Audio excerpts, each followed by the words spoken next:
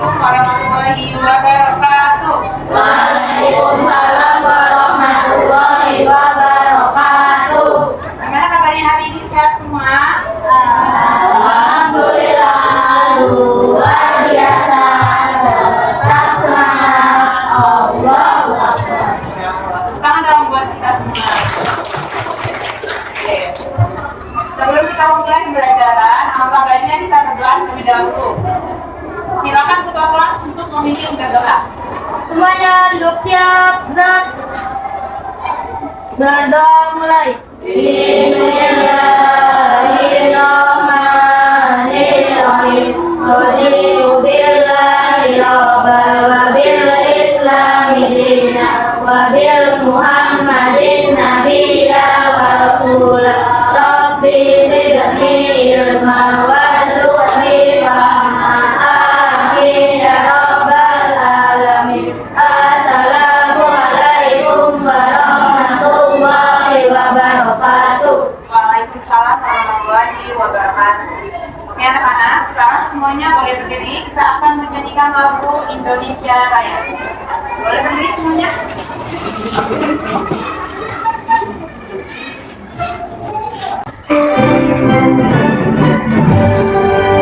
Indonesia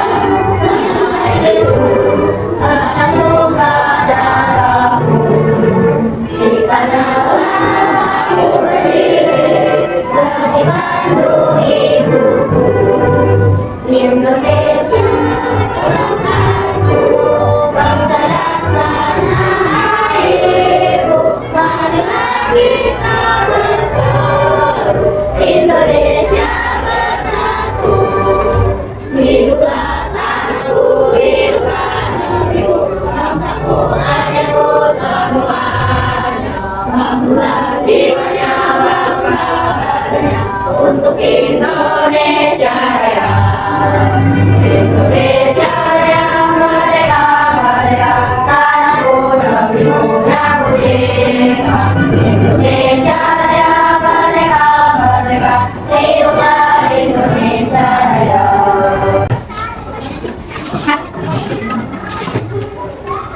Oke anak-anak, sekarang boleh keluarkan alat tulisnya, bukunya.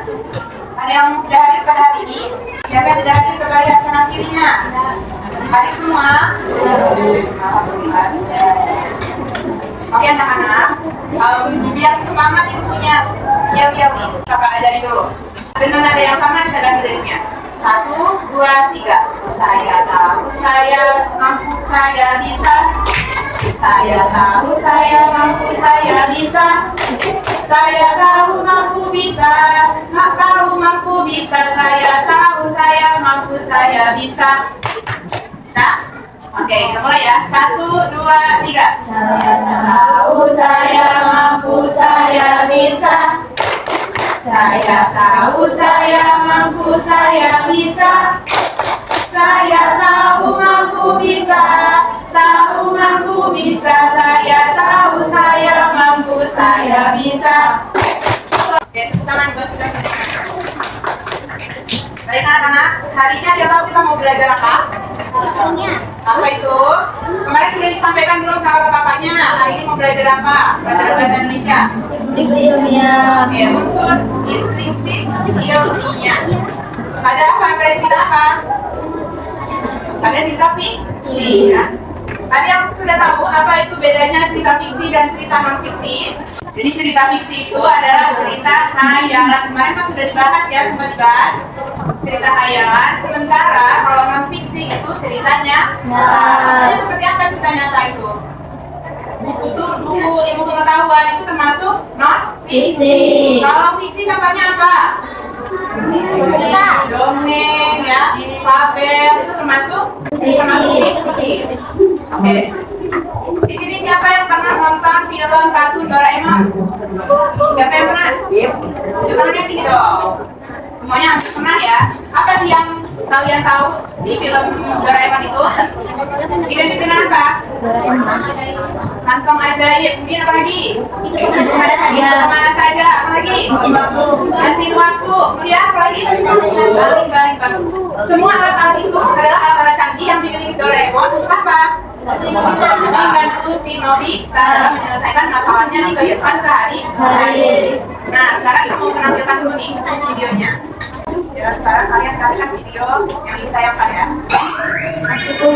Roti pengingat untuk ulangan.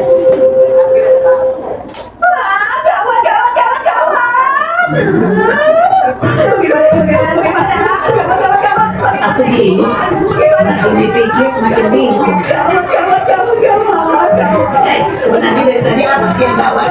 Nobita, kamu tenang dong Doraemon. Yang harus tenang itu kan kamu. Besok aku ada ulangan. Ulangan bahasa matematika. Lalu kau bawa-bawa teko dan bantal untuk apa? Masa belum ada juga sih? Tapi besok aku kan udah bingung nggak ada. Ya sudah deh kalau gitu. Maaf kalau aku mengganggu. Tunggu, kamu tidak membantu aku. Padahal kamu lihat sendiri kan aku sudah kebingungan seperti ini. Kalau begini besok sudah pasti aku dapat nilai lagi. Iya, itu kan sudah biasa. Ulangan matematika dan bahasa loh. Iya, aku tahu. Mau ke Sekolah. Doraemon kalau bisa diandalkan ya. Kita angin pengepas. Mau apa dengan alat itu? Aku akan tetapkan sekolahmu, jadi tidak usah ulangan.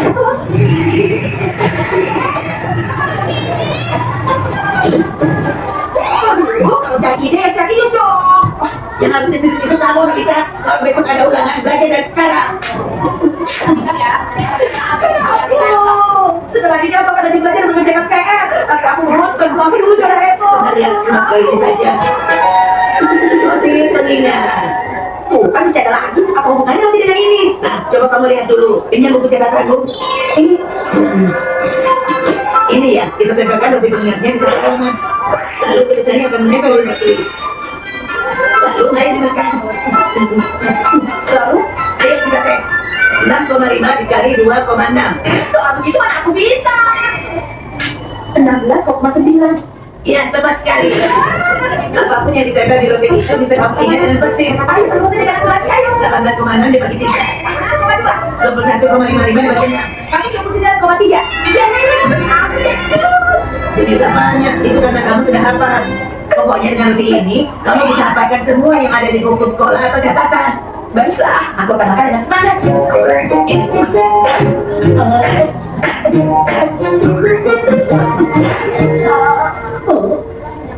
Doraemon, kalau yang rasa coklat ada tidak?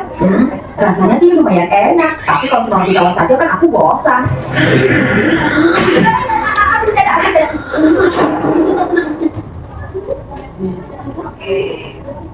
Dari cerita Doraemon tadi, kita akan menentukan unsur intrinsik yang ada di dalam cerita Doraemon. Mulai dari tokohnya, penokohan, kemudian latar, kemudian ada apa lagi unsur intrinsik yang selanjutnya? Ada konflik dan juga alur. Ya. Jelaskan dulu apa itu tokoh. Jadi tokoh atau penokohan itu diperhatikan ya PPT di depan. Tokoh itu adalah siapa pelaku yang ada di dalam cerita. Tokoh itu dibagi menjadi dua, ada tokoh utama dan juga tokoh pendukung. Di dalam cerita tadi, kita sudah bisa tahu kan siapa tokoh yang ada di dalam cerita. Tokoh utamanya ada siapa? Nobita. Nobita adalah tokoh utama dalam cerita Doraemon. Kemudian tokoh pendukungnya ada siapa? Ada Doraemon. Bagaimana sifatnya? Nobita itu sifat bagaimana? Pemalas, malas belajar. Apa lagi? Maunya instan aja gitu, mengandalkan alat-alat canggih yang ada di kantong ajaib Doraemon. Kemudian kalau Doraemon sifatnya bagaimana? Karakternya baik. Kemudian membantu dan menolong Nobita.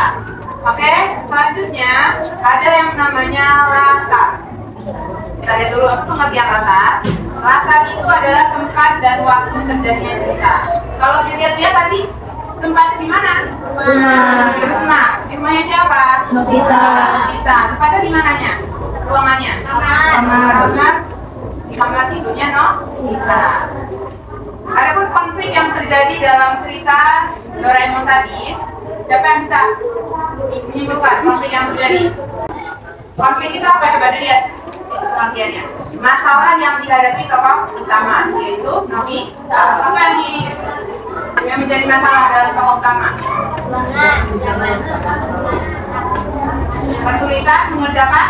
ulangan kawitanya. Bagaimana solusi yang diberikan oleh Doraemon? Ya, Doraemon memberikan roti. Roti apa namanya? Roti pengingat kepada Nobita. Nah ini dia ya, tokoh itu dibagi menjadi dua, yaitu tokoh utama dan tokoh pendukung. Kemudian latar dibagi menjadi tiga, ada latar tempat, ada latar waktu, dan juga latar suasana.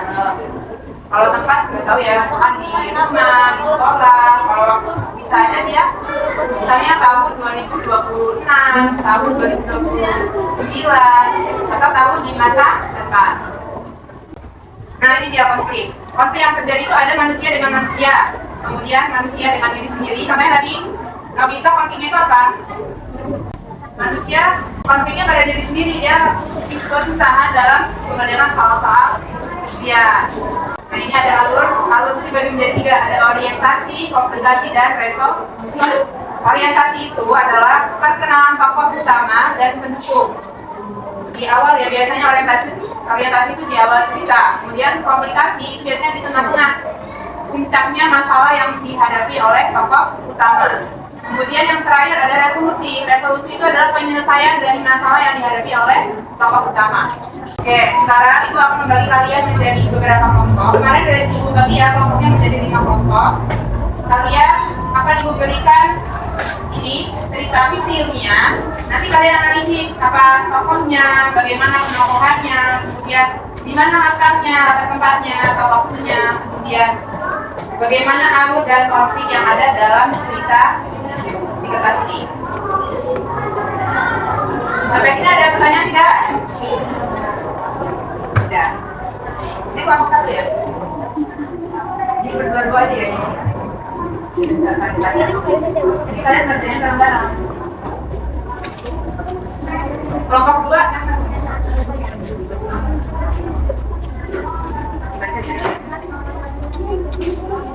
Ini kertasnya ya.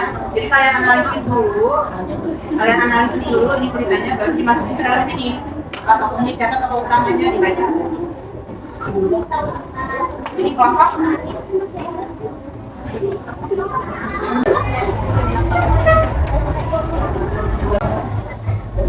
Nanti namanya ditulis ya, nama kelompoknya di paling atas.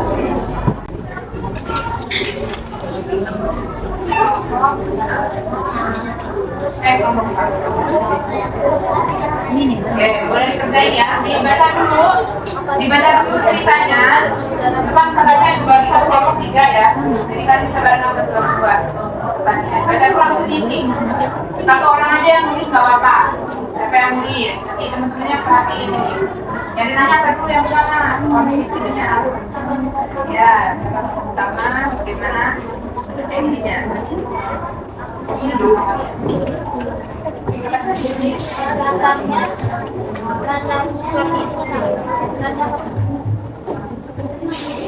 Boleh diisi ya.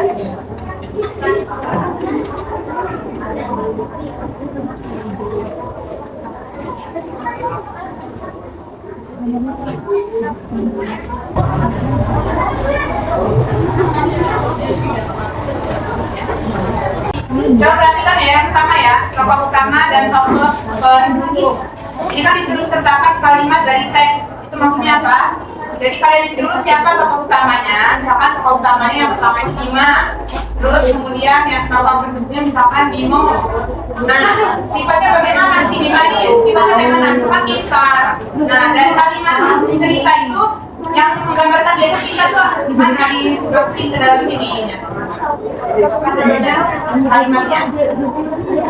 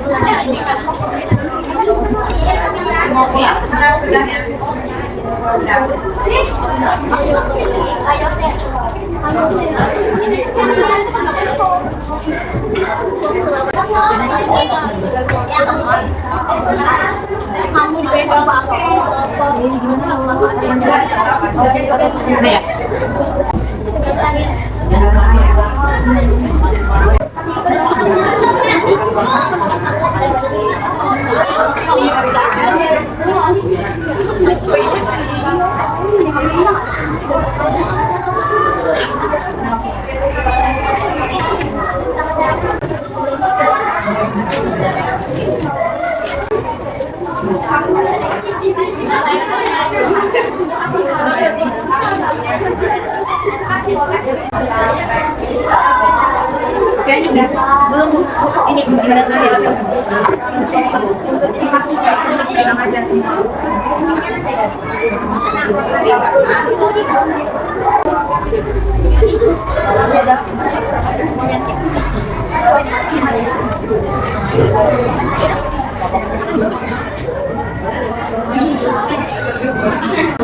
Oke, kelompok 4 akan maju ke depan untuk menyampaikan hasil dari kelompoknya. Kelompok 5 ya?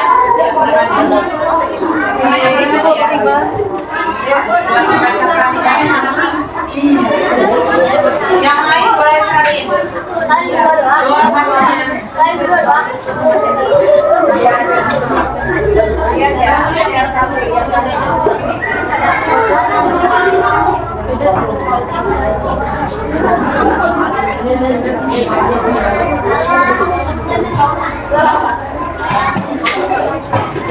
Boleh maju semuanya ya, soalnya mau hindari semua. Boleh maju.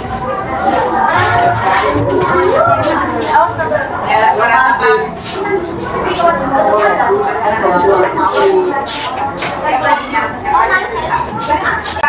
Yang lain perhatikan ke depan ya.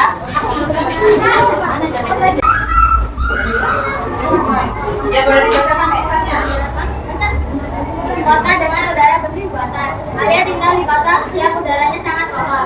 Semua orang harus memakai masker setiap hari. Pemerintah membuat alat besar yang bisa menghasilkan udara bersih. Awalnya semua orang senang karena bisa bernafas lega. Namun suatu hari alat itu mati dan kota kembali penuh polusi. Alia menyadari bahwa tidak bisa hanya bergantung pada alat yang hanya keuntungannya menanam pohon dan mengurangi polusi. Lama kelamaan udara kota menjadi lebih baik. Alia belajar bahwa manusia harus terus menjaga lingkungan, bukan hanya bergantung pada teknologi. Siapa tokoh utama?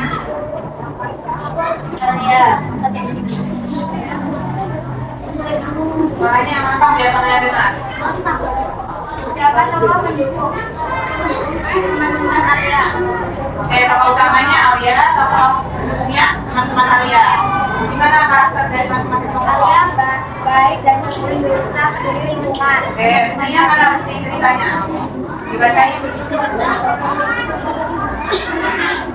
Alia menyadari bahwa tidak hanya bergantung pada alat. Dia mengajak teman-temannya menanam pohon dan mengurangi polusi.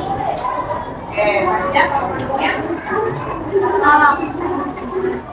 Teman-temannya adalah penolong. Gimana bukti ininya? Bukti ceritanya.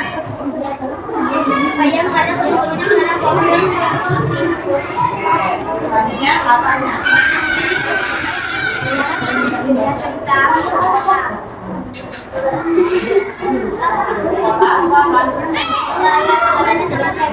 Oke. Untuk latar tempat dari cerita kelompok 4 yaitu kelompok 5 yaitu Kota yang udaranya sangat kotor. oke, kota yang udaranya sangat kotor. Kemudian latar waktunya ada nggak? Nggak ada. Jadi kalau misalkan dia hanya menyebutkan latar waktu atau latar tempatnya saja tidak apa-apa ya, disesuaikan dengan ceritanya. Masalah apa yang dihadapi tokoh utama? Kota dengan udara bersih buatan, namun suatu hari alat itu mati dan kota kembali penuh polusi. Coba yang lain perhatikan konfliknya, konflik ini ya. Kota dengan udara bersih buatan, namun suatu hari alat itu mati dan kota kembali penuh polusi. Oke, jadi di dalam cerita dari kelompok 5 itu kan kotanya itu adalah kota yang sangat kotor. Kemudian siapa yang menciptakan? Pemerintah menciptakan alat canggih untuk menghasilkan udara bersih. Kemudian tentunya apa?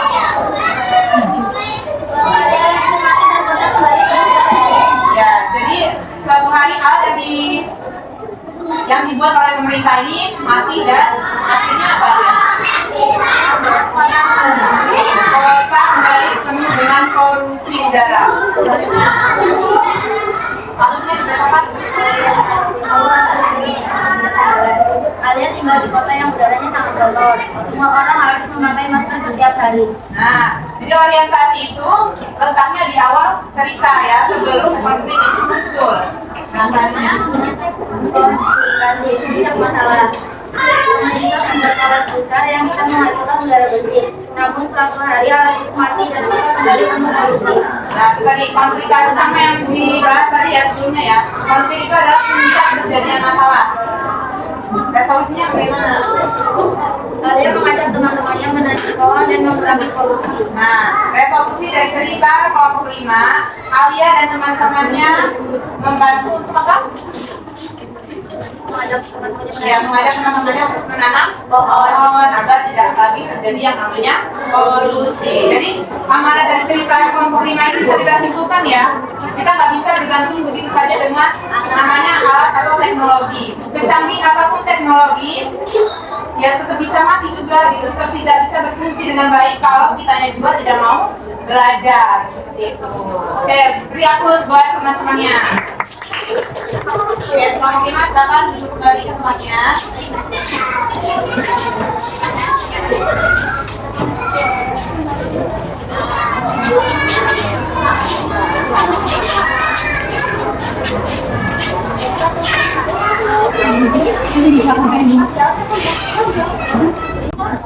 Baik anak-anak, dari hasil kelompok yang sudah dipresentasikan tadi dapat kita simpulkan bahwa unsur intrinsik yang kita pelajari dalam cerita itu terbagi jadi berapa?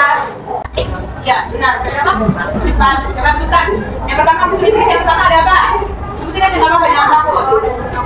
Ada tokoh dan penokohan. Kemudian apa lagi yang kedua? Latar itu dibagi menjadi 2. Ada apa aja? Latar ada 2, waktu ada 2. Yang ketiga, konflik. Apa itu konflik? Masalah, ya. Kemudian yang keempat apa yang terakhir? Alur, betul. Alur itu dibagi menjadi berapa? 2. Apa saja? Yang pertama,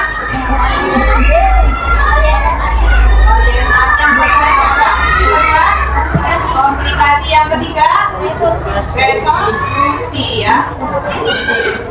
Orientasi itu ada di awal cerita, komplikasi ada di tengah cerita, kemudian resolusi ada di akhir cerita. Sampai sini ada yang ingin ditanyakan? Baik anak-anak, jika tidak ada yang ingin ditanyakan lagi, boleh dirapikan alat tulisnya. Dirapikan alat tulisnya. Sudah? Baiklah, sekian pembelajaran pada hari ini. Mudah-mudahan bermanfaat. Untuk pertemuan berikutnya, untuk pertemuan berikutnya kita akan mempelajari tentang bagaimana menulis cerita fiksi ilmiah. Ya. Ibu akhiri, wassalamualaikum warahmatullahi wabarakatuh. Waalaikumsalam.